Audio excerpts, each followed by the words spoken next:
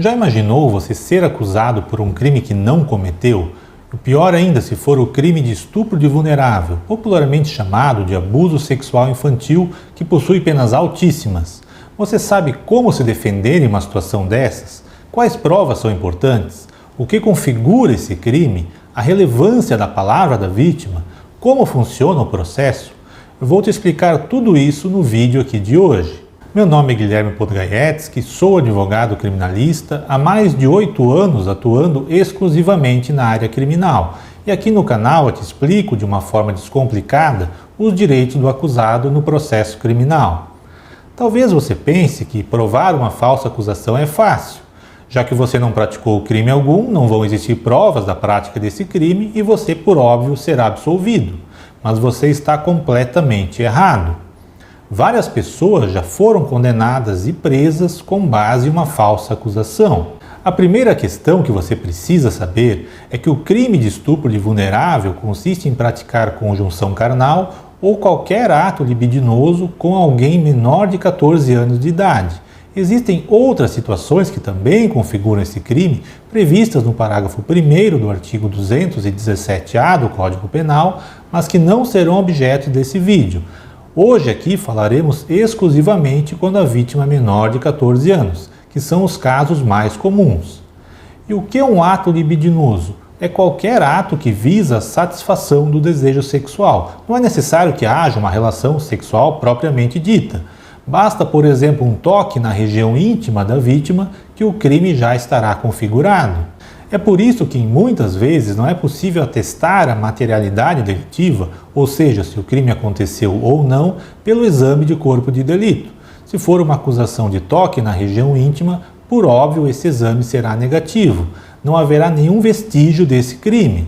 A segunda questão é que a palavra da vítima, nesses casos, tem uma relevância especial.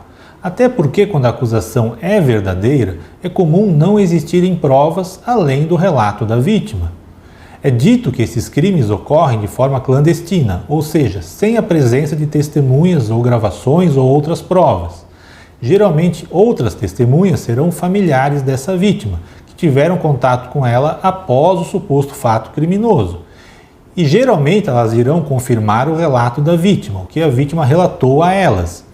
É por isso que, se você não produzir provas ao seu favor, apenas o seu relato negando a prática do crime e a vítima relatar que o fato aconteceu, as testemunhas, no caso informantes de acusação, confirmarem o relato da vítima, o que a vítima contou a eles, vai existir uma alta possibilidade de você ser condenado, mesmo que a acusação seja falsa. As penas desse crime estão previstas de 8 a 15 anos de reclusão, sendo que, na maioria dos casos, o acusado exerce alguma autoridade sobre a vítima. É pai, é padrasto, tio, etc., que configura uma causa de aumento de pena prevista no artigo 226, inciso 2 do Código Penal, que aumenta a pena pela metade. Ou seja, sendo condenado em 8 anos a pena mínima, havendo aplicação desse artigo, aumenta mais 4 anos, totalizando 12 anos que serão cumpridos obrigatoriamente no regime fechado. Por que então existem falsas acusações em um crime tão grave? Na maioria das vezes, falsas acusações estão relacionadas à alienação parental. Quando há, por exemplo, a separação dos pais da vítima e um dos genitores promove uma interferência psicológica nessa vítima, prejudicando os laços afetivos com o outro genitor. Quando há uma separação e um não aceita o término do relacionamento, não aceita o novo relacionamento do ex, etc. Por isso é necessária uma investigação defensiva visando esclarecer essa situação familiar. Se houve ameaça de vingança pela separação, um desejo de não deixar o outro visitar ou ter a guarda compartilhada, etc. Inúmeras são as possibilidades. A falsa acusação pode ser intencional, com base em uma mentira, uma vontade deliberada de prejudicar o outro, mas também pode ser oriunda de uma falsa memória. A falsa memória é uma recordação de um fato que nunca aconteceu ou de um fato que não aconteceu nos exatos termos recordados, com algumas diferenças.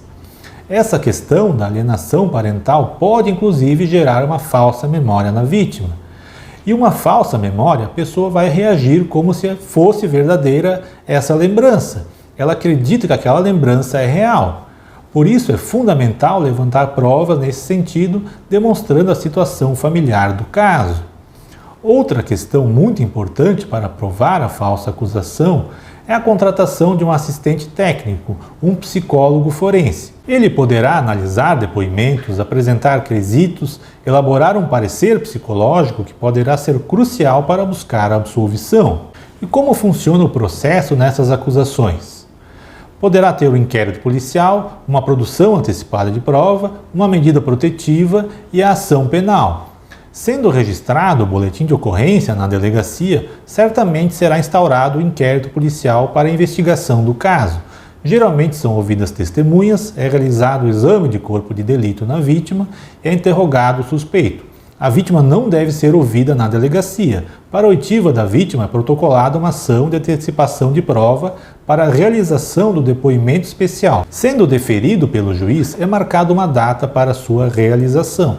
O depoimento especial é realizado com o entrevistador, que será um assistente social ou psicólogo forense, a depender da comarca. A vítima fica sozinha com esse entrevistador na sala. Ninguém mais poderá ter contato direto com a vítima além do entrevistador. Juiz, o promotor de justiça e o advogado acompanham o depoimento em tempo real, por videoconferência, podendo inclusive fazer perguntas. Ao término desse depoimento especial, o Ministério Público é intimado para oferecer a denúncia ou requerer o arquivamento do caso ou requerer novas diligências.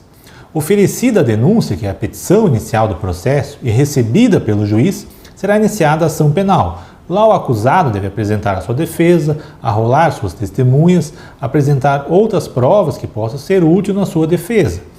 Será designada uma audiência para a oitiva de todas as testemunhas e interrogado o acusado. Após encerrada toda a produção probatória, o Ministério Público apresenta suas alegações finais, após a defesa e, por fim, o juiz profere a sentença. Em linhas gerais, é assim que costumam ocorrer os processos. Ainda poderá ter um pedido de medida protetiva, que, sendo deferido, que é muito comum, o acusado não poderá se aproximar ou manter qualquer contato com a vítima. Se você estiver passando por isso, sendo falsamente acusado, recomendo que você procure um advogado criminalista de sua confiança o quanto antes e também contrate um psicólogo forense como assistente técnico, pois poderá ser fundamental para provar a sua inocência. Espero ter esclarecido suas dúvidas e te ajudado com essa breve explanação. Um grande abraço e até a próxima!